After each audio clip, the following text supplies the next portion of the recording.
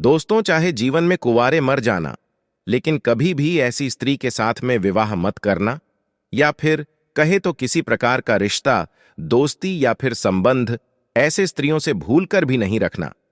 दोस्तों, आज आप जीवन की एक ऐसी सच्ची कहानी से रूबरू होने वाले हो जिससे आपको अपने आसपास के स्त्रियों के बारे में ऐसी राज पता चलेगी जिसे सुनकर आपका रूह कांप जाएगा।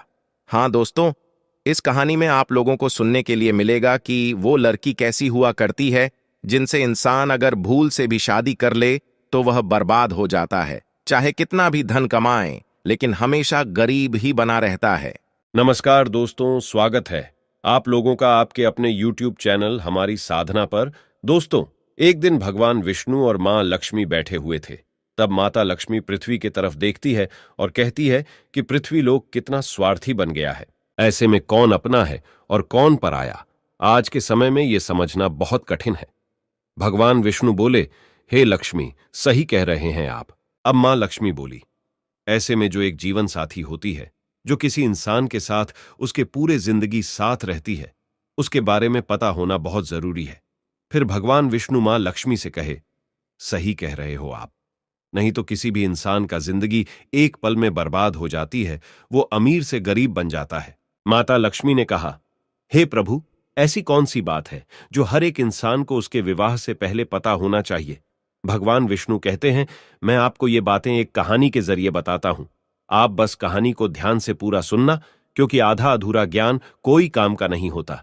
तो चलिए, आप लोगों का समय ज्यादा बर्बाद ना करते हुए गौर करते हैं जीवन की एक सच्ची कहानी की तरफ। इसके अलावा हे माता लक्ष्मी, जो भी भक्त इस वीडियो को लाइक करे और चैनल को सब्सक्राइब करके कमेंट में जय माता लक्ष्मी लिखे, उनके घर में धन की कभी कोई कमी न रहे, उनका घर हमेशा धन से भरा रहे।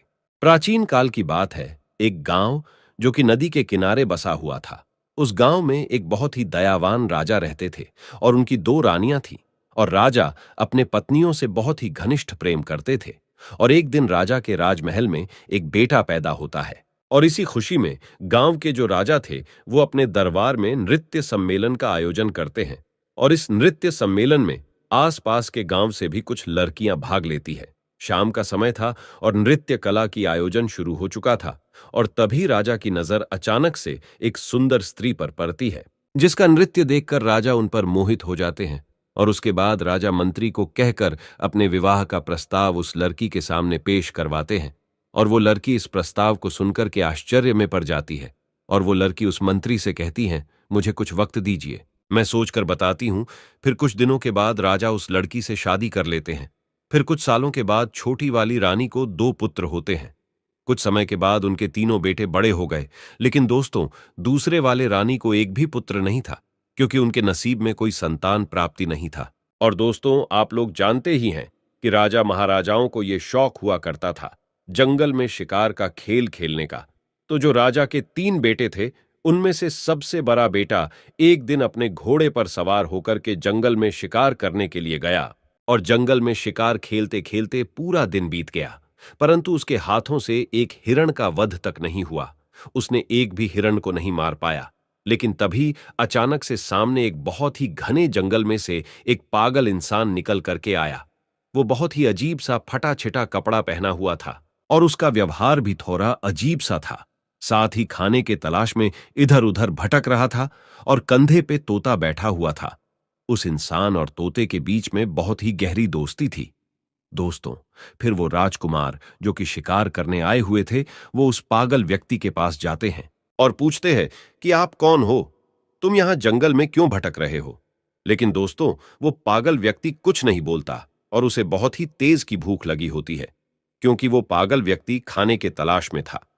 इतने में ही राजकुमार अपने थैले में से कुछ लड्डू निकाल करके उस पागल व्यक्ति को देते हैं, और भूखा व्यक्ति लड्डू को देखते ही लपक लपक कर खाने लगा। इतने में ही राजकुमार उस पागल व्यक्ति से पूछते हैं कि आखिर कौन हो आप, और इस घने जंगलों में अकेले क्यों भटक रहे हो, आपका परिवार कहां है। ये सुनते ही उस पागल व्यक्ति के हाथ से लड्डू छुटकर जमीन पर गिर जाता है, और उस पागल व्यक्ति की आंख भर आती है। वह फूट फूट कर रोने लगता है। और ये सब देखकर राजकुमार बहुत हैरानी में पड़ जाते हैं, और उस पागल व्यक्ति से पूछते हैं कि आप क्यों रो रहे हो। तभी उस पागल व्यक्ति के कंधे पर जो तोता बैठा हुआ था वो कहता है, मेरे मालिक अपने बेटे के कारण इस स्थिति में जंगल में भटक रहे हैं। फिर राजकुमार कहते हैं कि ऐसा क्या हुआ इनके साथ में। तब तोता कहता है, इनके पास वाले नगर में एक लड़की है जिसका पिता एक राजकुमार है और वो अपनी बेटी की शादी करवाना चाहते हैं। परंतु वो लड़की तो शादी करने के लिए तैयार है, लेकिन उसका एक शर्त है। वो लड़की उस इंसान से शादी करना चाहती है जो उसके प्रश्नों का उत्तर दे सके। इसलिए जो कोई शादी की इच्छा लेकर के उसके पास में जाता है वो उससे एक सवाल पूछती है, और अगर कोई व्यक्ति उस सवाल का उत्तर दे देगा उसके साथ में वो विवाह कर लेगी, और अगर सवाल का उत्तर नहीं दे पाता है तो उसका शीश कटवा देती है। और इसी चक्कर में इनका एक पुत्र था जो कि उस स्त्री के द्वारा मारा गया। और मेरे मालिक यह सदमा बर्दाश्त नहीं कर पाए और अपना मानसिक संतुलन खो दिए, और इसी वजह से इनका राज्य भी अब उस स्त्री के कब्जे में है। इतना बात होते ही वो व्यक्ति वहां से चला जाता है, और यह सारी बात सुनकर राजा के दिल और दिमाग में उस राजकुमारी वाली बात बैठ जाती है। और वापस शिकार पर से महल के तरफ लौटते समय भी पूरे रास्ते उसी राजकुमारी का ख्याल उस राजकुमार के दिमाग में चल रही थी। राजा जब लौट करके अपने घर आए तो घर आकर के रात्रि में लेटकर आराम तो कर लिया, लेकिन सुबह में भी वही राजकुमारी के ख्यालों में डूबे हुए थे। अब राजा से रहा नहीं गया और वो शीघ्र ही अपना घोड़ा उठाते हैं और उस राजकुमारी के महल की तरफ चल देते हैं। और तभी राजकुमार के माता पिता उनसे पूछते हैं कि बेटा कहाँ जा रहे हो। तब राजकुमार कहता है कि हमारे बगल वाले राज्य में एक राजकुमारी रहती है और वो विवाह करना चाहती है, परंतु उस राजकुमारी का यह कहना है कि उसका कोई प्रश्न है कि जो कोई उसके प्रश्न का उत्तर दे देगा वो उसके साथ विवाह कर लेगी, और जो नहीं दे पाता उसका सर कटवा देती है। अब तक उसके चक्कर में कई लोग मारे गए हैं और कई राज्यों को वो स्त्री अपने कब्जे में ले रखी है। ये सुनकर राजकुमार के माता पिता ने राजकुमार को बहुत रोकने की कोशिश की, परंतु राजकुमार उनका एक भी नहीं सुना और राजकुमारी के महल की ओर निकल जाते हैं। महल पर पहुंचते ही राजकुमार ने विवाह का प्रस्ताव रखा तो राजकुमारी कहती हैं कि मैं आपसे विवाह करने के लिए तैयार हूं, परंतु आपको मेरे एक प्रश्न का उत्तर देना पड़ेगा, तभी मैं आपसे विवाह कर पाऊंगी, और अगर आप मेरे प्रश्नों का उत्तर नहीं दे पाते हैं तो आपका सर कटवा दिया जाएगा। राजकुमार ने इस शर्त को स्वीकार कर लिया और बोला, राजकुमारी पूछिए, आपका क्या प्रश्न है? मैं आपके प्रश्नों का उत्तर देने के लिए तैयार हूं। फिर राजकुमारी अपना वह एक प्रश्न पूछती है जो अभी तक कई लोगों से पूछती आ रही थी, और जब राजकुमारी ने प्रश्न पूछा तो वो राजकुमार देखता रह गया। जब उत्तर नहीं आया तो राजकुमार का शिष्य कटवा दिया गया। दोस्तों, ऐसा कौन सा प्रश्न था जो कि राजकुमारी पूछती थी, लेकिन कोई भी इनके प्रश्नों का जवाब नहीं दे पाता था? इसके बारे में आपको आगे वीडियो में जरूर पता चल जाएगा कि राजकुमारी ऐसा क्यों करती थी, क्यों हर वो व्यक्ति जो राजकुमारी से शादी करना चाहता था उससे वही एक सा प्रश्न पूछा करती थी। जब बड़े वाले भाई मारे गए तब बड़े से छोटा दूसरे नंबर के राजा ने विचार किया कि वो राजकुमारी के पास जाएगा और अपने भाई का बदला लेगा, परंतु जैसे ही राजकुमारी उसके सामने आती है तो वो राजकुमार उस राजकुमारी को देखकर उन पर मोहित हो जाते हैं और खुद में सोचते हैं कि ये कितनी सुंदर स्त्री है, काश मैं इनसे विवाह कर पाता। लेकिन फिर राजा राजकुमारी से कहता है, मेरे बड़े भाई कहाँ हैं? तो राजकुमारी कहती हैं कि मुझे इसके बारे में कुछ नहीं पता। ये सब सुनकर राजकुमार फिर से सोच में पड़ जाते हैं। तब राजकुमारी राजकुमार से कहती हैं, क्या सोच रहे हो? तब राजकुमार कहता है कि आप कितनी सुंदर हो, मैं आपसे विवाह करना चाहता हूं। तो फिर राजकुमारी कहती हैं, मैं आपसे विवाह तो कर लूंगी, लेकिन मेरा एक प्रश्न है, पहले आपको उस प्रश्न का उत्तर देना पड़ेगा। तो राजकुमार कहता है कि ठीक है, आप अपना प्रश्न पूछो। लेकिन दूसरे वाले राजकुमार भी उनके प्रश्नों का उत्तर नहीं दे पाते हैं और उनका भी सर कटवा दिया जाता है।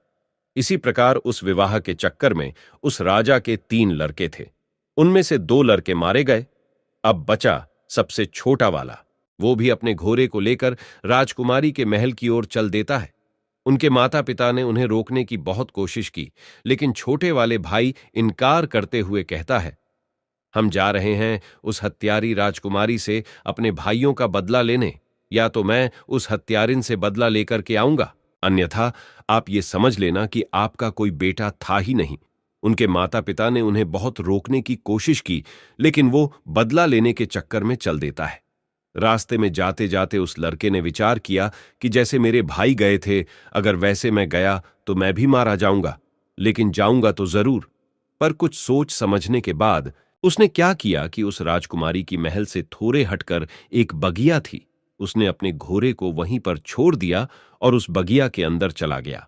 और राजकुमारी वहां पर उस शांत वातावरण में विश्राम करने के लिए आया करती थी। अब उस बगिया में एक सरोवर था और उस सरोवर के किनारे वह राजकुमार एक आम इंसान के वेशभूषा में खड़ा था।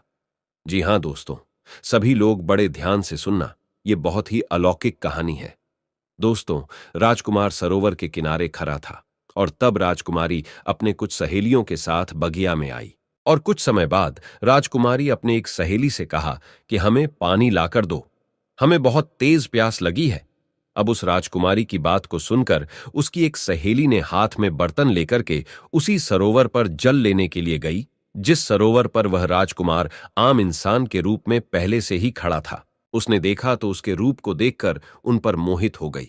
वो राजकुमारी की सहेली फिर जल लेकर के आई और राजकुमारी को पिलाया, फिर तुरंत लौट करके सरोवर के पास चली गई और उसने जा करके उस राजकुमार यानी कि उस आम आदमी से कहती है कि आप कौन हो, यहां क्या कर रहे हो? मैं आपको देखते ही आपके रूप पर मोहित हो गई हूं और मैं शीघ्र ही आपसे विवाह करना चाहती हूं। फिर राजकुमार कहता है कि वो तो ठीक है, लेकिन आप कौन हो? फिर वो लड़की कहती हैं कि मैं राजकुमारी की सहेली गंगा हूं।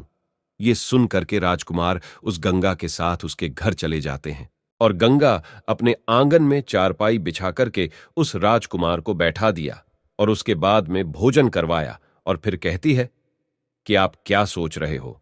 आप विश्वास करिए, मैं आपको कभी धोखा नहीं दूंगी, क्योंकि मैं तुम्हारे रूप के ऊपर दीवानी हो चुकी हूं। मैं तुमसे प्यार कर बैठी हूं।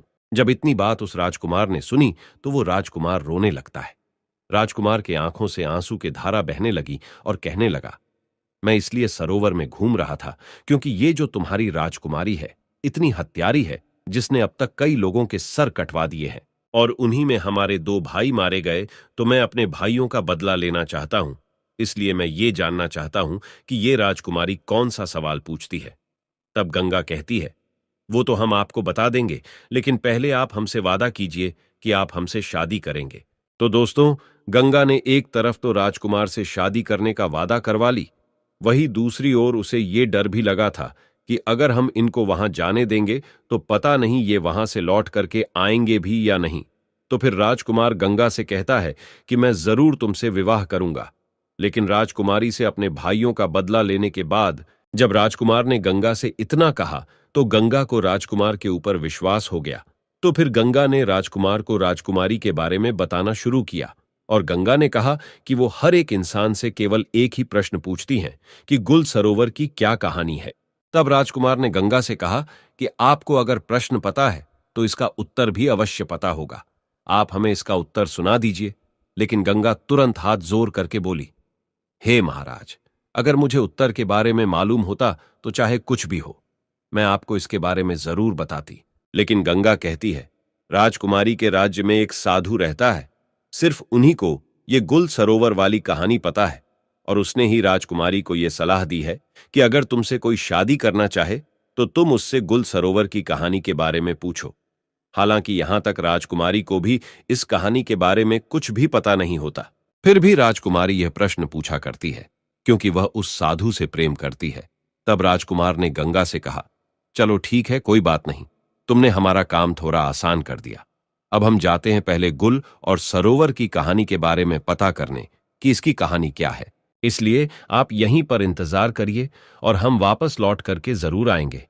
तब गंगा बोलती है, हे महाराज, गुल सरोवर की कहानी कहां मिलेगी आपको? मैं आपको ये बता सकती हूं, लेकिन वहां से जिंदा लौटना नामुमकिन है, वहां से जिंदा नहीं लौट पाओगे। राजा बोले, क्यों नहीं लौट पाएंगे? तब गंगा बोली, रास्ते में बहुत खतरा है, इसलिए आप वहां मत जाइए। इस जिद को छोड़िए, आप अपने भाइयों का बदला नहीं ले पाओगे। आप हमारे साथ विवाह कीजिए और बदला लेने के बारे में भूल जाइए। उस राजकुमार ने कहा, चाहे रास्ते में कितनी भी कठिनाई क्यों ना हो, चाहे संकट कितने भी हो, लेकिन मैं जाऊंगा जरूर और अपने भाइयों का बदला जरूर लूंगा। तो गंगा ने सोचा कि अब हम चाहे इनको कितना भी रोकने की कोशिश करें, लेकिन ये नहीं रुकेंगे। तो फिर गंगा ने खुद एक घोड़ा और एक तलवार राजकुमार के हाथ में दिया और कहा कि ये घोड़ा और ये तलवार तुम्हारे काम जरूर आएगी। इसलिए आप एक काम करना, यहां से ठीक दक्षिण दिशा की तरफ जाओ, और जब आप दक्षिण दिशा की तरफ जाओगे तो आगे आपको गुफा में एक शेर मिलेगा, और उस शेर से आपको डरना नहीं है, क्योंकि वह शेर बूढ़ा हो चुका है, जिस वजह से वो शिकार नहीं कर पाता और बहुत भूखा रहता है। जब आप उसके पास जाओगे तो इस तलवार के मदद से रास्ते में उस शेर के लिए कुछ खाने को जरूर ले जाना, और जब वह शेर गुफा से बाहर आए तब उसके सामने यह खाने की चीज रख देना। वो उसे खा करके तुम्हारी मदद जरूर करेगा। बस इतना ध्यान रखना कि आप जब जंगल में थोड़ा आगे बढ़ोगे तो आप समुद्र के किनारे पहुंच जाओगे। तो वहां से आगे आपको समुद्र के उस पार जाना होगा। और इतना कहकर गंगा राजकुमार को विदा कर देती है, और राजकुमार दक्षिण दिशा में जंगल की तरफ निकल जाते हैं। जाते समय गंगा बोलती है, महाराज भूल मत जाना, लौट करके जरूर आना, चाहे कुछ भी हो जाए। मैं आपका जीवन भर इंतजार करूंगी, मुझे आप भूलोगे तो नहीं।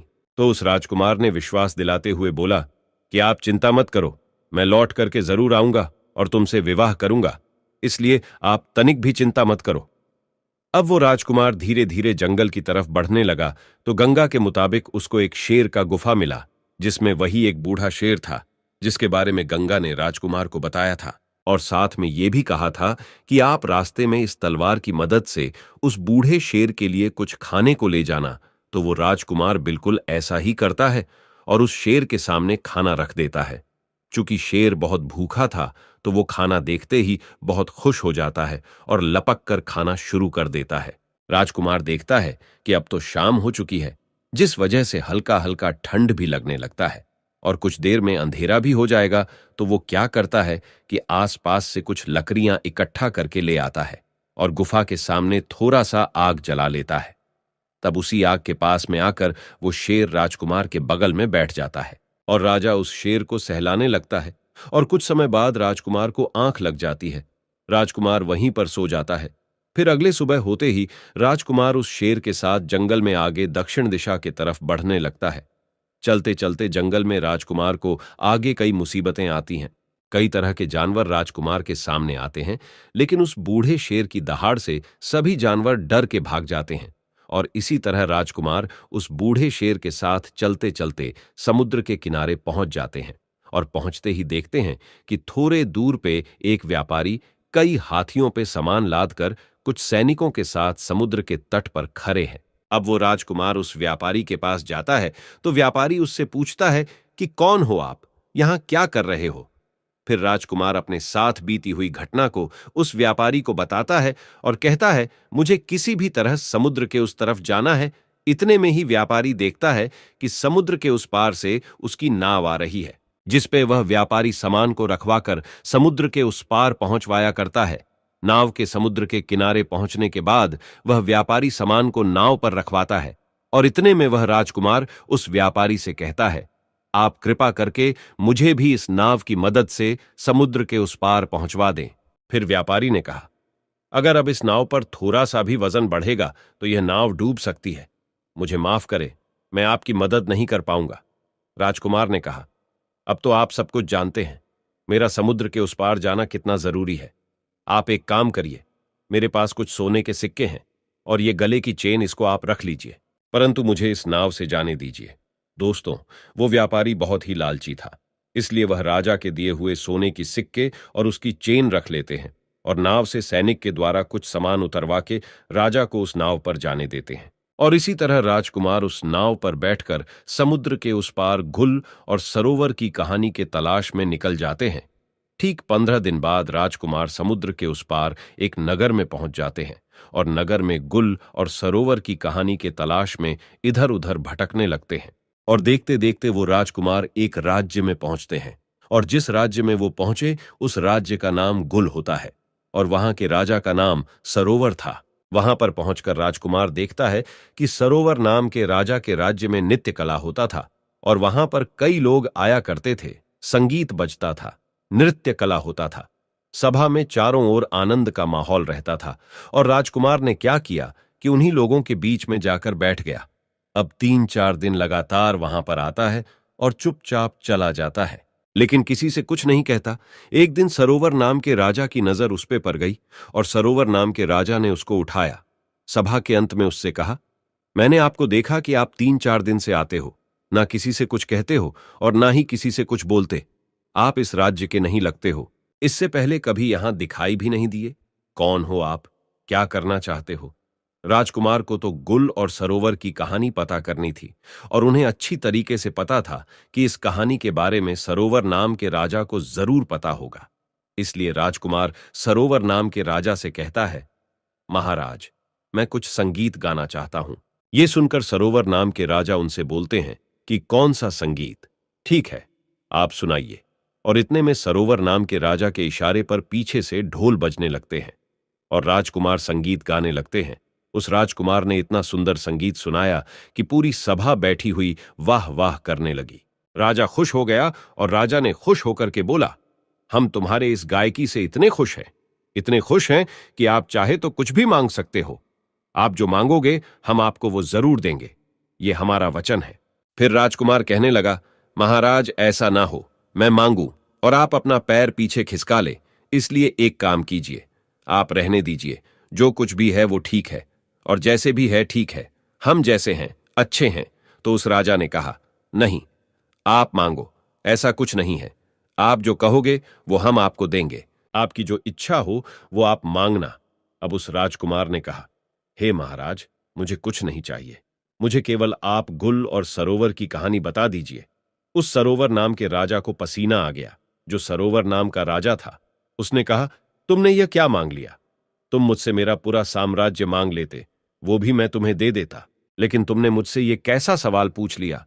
इसकी कहानी मैं जानता हूं, लेकिन मैं वो तुम्हें बता नहीं सकता। तभी राजकुमार ने कहा, महाराज, कुछ समय पहले आपने ही तो ये कहा था कि आप जो मांगोगे हम आपको वो दे देंगे।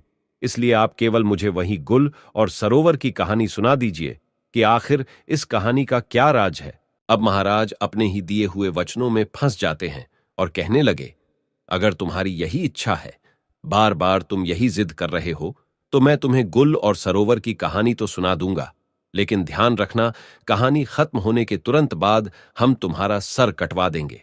अगर तुम इस बात पर राजी हो तो हम तुम्हें गुल और सरोवर की कहानी बताते हैं कि आखिर गुल और सरोवर की कहानी क्या है। राजकुमार ने कह दिया, ठीक है, आप मेरा सर काट लेना, लेकिन आप कहानी जरूर सुना देना। बोले, ठीक है, हम तुम्हें जरूर सुनाएंगे। तब महाराज मंत्रियों को इशारा दिया और नौकरों को भी इशारा दिया। अब नौकर चले हैं कारावास की तरफ। राजकुमार वहीं बैठा हुआ देख रहा है। तब नौकर क्या लेकर के आए कि एक लड़की है, वो बहुत सुंदर है। उसके शरीर पर फटे पुराने वस्त्र है और उसके हाथों में पैरों में बेरियां परी हुई है। वो चल नहीं पा रही थी और इसीलिए नौकर लोग मार लगाते हैं। अब वो राजकुमार देखता रह गया, ये क्या है, मेरी समझ में नहीं आया। तब तक उस लड़की को ला करके सरोवर महाराज के सामने खड़ा कर दिया। अब राजकुमार के सामने उस सरोवर नाम के राजा ने कहानी शुरू की। तुम सुनना चाहते थे गुल सरोवर की कहानी क्या है? तो सुनिएगा, मेरा ही नाम है सरोवर राजा। मैं ही हूं वो सरोवर, और गुल ये लड़की है जो तुम्हारे सामने हथकरी और बेरियों में जकरी हुई है। राजकुमार कहने लगा, महाराज, आप सरोवर और ये लड़की गुल, इसका मतलब आपकी ही कहानी है? महाराज ने बोला, हां, ये मेरी ही कहानी है। राजकुमार ने कहा, फिर तो आपसे अच्छी तरह और कौन बता सकता है? महाराज बोले, सुनो, हमारी कहानी क्या है। मैं विवाह से पहले एक बार जंगल में शिकार खेलने के लिए गया था, तो वहां ये लड़की अपनी सहेलियों के साथ बगिया में बैठी हुई थी। ये सब बातें उस सरोवर नाम का राजा समझा रहा है कि उस दिन बगिया में घूमते घूमते हम पहुंच गए तो हमारी नजर इस स्त्री के ऊपर पड़ी। ये गुल नाम की लड़की जो तुम्हारे सामने खड़ी है, इसकी नजर हमारे ऊपर पड़ी और इसे देखकर हम इस पर मोहित हो गए और हमें देख करके ये भी हम पर मोहित हो गई। मैं इस स्त्री के रूप पर इतना मोहित हो गया कि मैं इसके रूप का दीवाना हो गया। अब क्या बताए, इस लड़की को देखकर हम तो कुछ नहीं बोल पाए, लेकिन इस लड़की ने मुझे अपने पास बुला लिया और कहा, कौन हो आप? कहां से आए हो? क्या नाम है तुम्हारा? क्या देख रहे हो? तो फिर मैंने उलझी हुई आवाज में से जवाब दिया, मेरा नाम सरोवर है और मैं इस राज्य का राजा हूं। और आप कह रहे हो कि क्या देख रहे हो, तो आप इतनी सुंदर हो कि ऐसा लगता है हम आपको ही देखते रहे। तो इससे पहले कि मैं इस लड़की से कुछ पूछता, तब तक में इस लड़की ने हमसे पूछ लिया कि क्या आप मुझसे शादी करोगे? जो बात मेरे दिल में थी वो इसने कहा तो मैं बहुत खुश हो गया। अब ये लड़की मुझे साथ में लेकर के अपने घर पहुंची।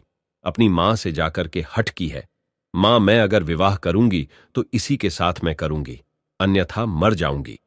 मां बाप ने बहुत समझाया कि बेटा इनके घर खानदान का कोई पता नहीं कहां के रहने वाले हैं, इसका कुछ पता नहीं है। और उसकी मां कहती हैं कि एक अजनबी के साथ मैं तुम्हारा विवाह कैसे करा सकती हूं। तब महाराज कहता है उस समय वो लड़की बार बार अपने माता पिता से विनय करने लगती है और खाना पीना तक छोड़ देती है।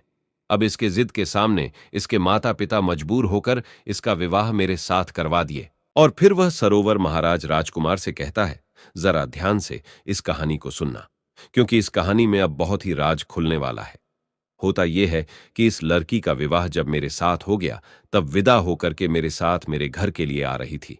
तो रास्ते में यह बहुत ही प्रसन्न थी और मुझसे कह रही थी मुझे मेरे मन चाहे पिया मिले हैं और मैं खुद दुखी रह सकती हूं, लेकिन इनको कभी दुखी नहीं रहने दूंगी।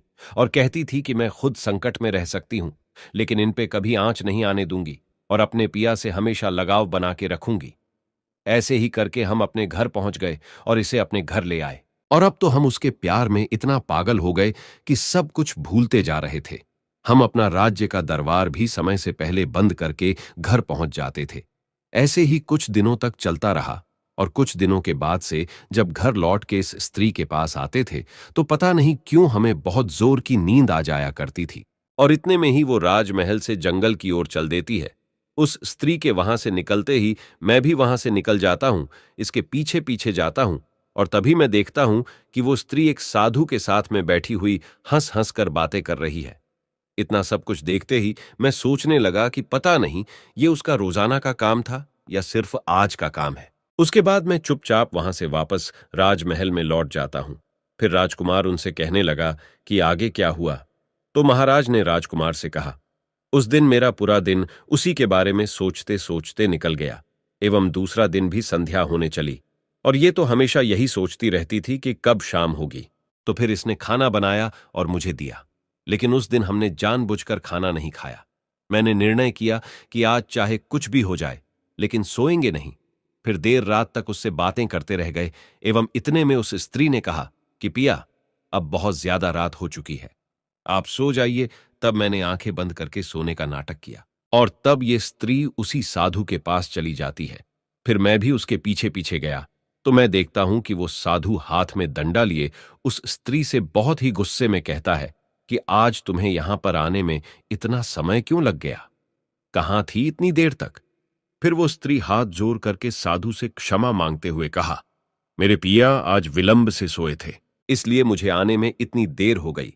फिर स्त्री ने साधु से कहा कि अगले बार से ऐसा कभी नहीं होगा, क्योंकि अगले बार मैं उसके खाने में जहर देकर के उसे सदा के लिए सुला दूंगी और आपके पास आ जाऊंगी। तभी मैंने उसके मुख से यह बात सुनी तो मुझे बहुत ही तेज पसीना आने लगा और मैं घबरा गया। उसी समय उस साधु की नजर मुझ पर पड़ जाती है और साधु ने उस स्त्री से कहा कि उस पैर के पीछे छिप करके मुझे कोई देख रहा है। तो फिर वो जो गुल नाम की लड़की थी उसकी नजर मेरे ऊपर पड़ी। तभी वो स्त्री ने चिल्ला चिल्ला कर कहा कि ये तो मेरे पिया है, आप उसे मार डालिए। फिर क्या था कि वो दो और मैं अकेला, वो दोनों ने मिलकर मुझ पर आक्रमण किया और मुझे मारने की कोशिश की और हमारे बीच युद्ध छिड़ गया और फिर मैं युद्ध करते करते नीचे गिर गया। उस साधु ने मुझे कसकर दबा लिया कि तभी ये जो स्त्री है ये स्त्री नहीं बल्कि हत्यारीन है। उसके बाद ये स्त्री ने तलवार लेकर मेरे सीने पर बैठ गई और तभी वो जो साधु था वो वहां से भाग जाता है। फिर मुझे कुछ समझ में नहीं आ रहा था कि मैं क्या करूं। और जैसे ही ये स्त्री मुझे तलवार से मारने वाली ही थी कि इतने में महाराज उस राजकुमार से कहता है कि ये जो कुत्ता तुम सामने देख रहे हो, उस वक्त ये कुत्ता आता है और रानी पे काबू करके मेरी जान बचा लेता है। और जो वह साधु था वो समुद्र के उस पार मेहर नाम के राजकुमारी के राज्य में जाकर छिप गया है। राजकुमार को महाराज की पूरी बात समझ में आ गई और महाराज कहते हैं कि ये थी पूरी गुल और सरोवर की कहानी। अब मैं अपने वादे के अनुसार पूरी कहानी तुम्हें सुना दी। अब तुम इस वादे के अनुसार अपना सर कटवाओ। इतने में राजकुमार ने कहा कि महाराज आप मेरा सर काट लीजिएगा, लेकिन उससे पहले मुझे ये बता दीजिए कि उस रानी ने उस साधु को अपने राज्य में क्यों छिपने दिया, अब तक क्यों छिपा करके रखा है और जब राजकुमार ने ये कहा तो अब सरोवर महाराज जो है वो अपने ही दिए हुए वचनों में फंस गया एवं इस सवाल का जवाब नहीं दे पाने के कारण राजकुमार को छोड़ दिया और कहा, मैं तो तुम्हें छोड़ दे रहा हूं, लेकिन आज के बाद मेरे इस राज्य में कभी नजर नहीं आना। राजकुमार ये सब सुन के उस मेहर नाम के राजकुमारी के महल की ओर चल देते हैं। कुछ दिनों के बाद जब राजकुमार मेहर नाम के राजकुमारी के महल में पहुंचते हैं तो राजकुमारी से कहते हैं, मुझे आपसे विवाह करना है। फिर मेहर कहती है, आपको पहले मेरे एक प्रश्न का जवाब देना पड़ेगा, तभी मैं आपसे विवाह करूंगी, और अगर आप जवाब नहीं दे पाते हैं तो आपका सर कटवा दिया जाएगा। दोस्तों, अब राजकुमार को तो पहले से ही पता था कि राजकुमारी क्या प्रश्न करने वाली है, इसीलिए राजकुमार ने शर्त स्वीकार कर लिया और कहा, हां पूछो, क्या प्रश्न है तुम्हारा?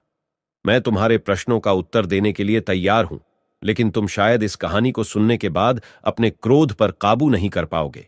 अब राजकुमारी सोचती है कि आखिर ऐसा क्या है इस कहानी में जिसे सुनकर मैं क्रोधित हो जाऊंगी। राजकुमारी इस बात पर ध्यान नहीं देते हुए राजकुमार से कहते कि आप कहानी सुनाओ, क्योंकि राजकुमारी उस साधु के प्रेम में अंधी होती है। अब राजकुमार कहानी सुनाता है और जैसे ही कहानी पूरी होती है तो राजकुमारी कहने लगी, ऐसा क्या था इस कहानी में जो मुझे क्रोध आता? राजकुमार बोले, जिस साधु के प्रेम में तुम अंधी हो वो वही गुल सरोवर वाला साधु है जो वहां से भागकर समुद्र के इस पार तुम्हारे पास आकर छिपा हुआ है। अब मेहर को विश्वास नहीं होता और वो तुरंत राजमहल से निकलकर अपने राज्य में उस साधु के यहां पहुंचती है और उस मेहर के साथ पीछे से वह राजकुमार भी जाता है और मेहर उस साधु से पूछती है कि तुम कौन हो? साधु घबरा जाता है और कुछ बोल नहीं पाता। इतने में राजकुमारी समझ जाती है कि यह पक्का वही इंसान है। अब राजकुमारी उस साधु से कहती है, तुम्हारे चक्कर में कई लोगों का सर कटवाया गया, तुम खुद सभी लोगों को जंगल में ले जाकर के सिर कटवाए हो, अब तुम्हें भी सजा मिलेगी, तुम्हारा भी सर राज्य के सभी लोगों के सामने कटवाया जाएगा। इतने में साधु बोलता है, राजकुमारी मुझे माफ कर दो, मैंने किसी का जान नहीं लिया, वो सभी लोग अभी भी जिंदा हैं। तब वो राजकुमार जो मेहर के साथ आया था उस साधु से पूछता है कि कहां हैं सभी लोग, तुम मुझे जल्दी से बताओ। अब वह साधु मेहर और राजकुमार को एक ऐसी जगह पे लेकर जाता है जहां पर वो सभी लोगों को कैद करके रखा था। राजकुमार सभी लोगों को वहां से आजाद कराता है और उनके दोनों बड़े भाई भी मिल जाते हैं और राजकुमारी उस साधु को हमेशा के लिए उसी कैद में बंद कर देती है।